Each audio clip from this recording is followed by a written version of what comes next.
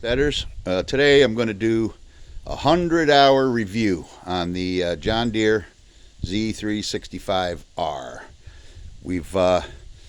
What I've done today so far is I just cleaned it up. Like every 30 hours or so, I give it a real good bath. Wash it by hand.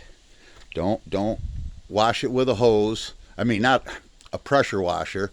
A pressure washer is not good for a machine like this. You're gonna blow off some stickers. You can really do some damage. The motor's pretty open. It's just not recommended.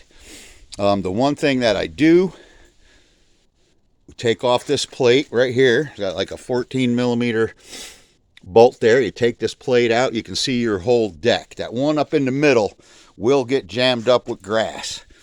These I usually blow these out each time that I mow and get a lot of grass in there. You don't want water to lay in there. It's going to rust. This hose attachment right there, absolutely useless. Useless as tits on a bull. It doesn't work. You got to pull all the grass out of there by hand, which I'm going to do, but I felt like doing this first. What else about cleaning it? Oh, I dry it with air compressor, wash it by hand, try to keep all the crap off the deck. Yeah, it's been a good machine. Let me start right at the front and we'll go through a few things, okay?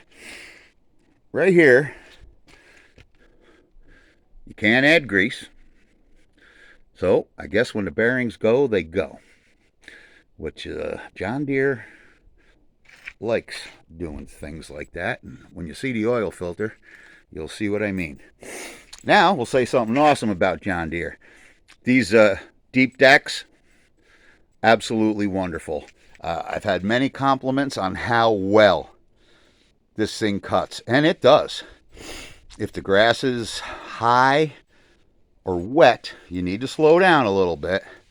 But I use a 48-inch deck. I can eliminate a lot of weed whacking too with a smaller deck. So it's one thing or the other. You know, I make up my time.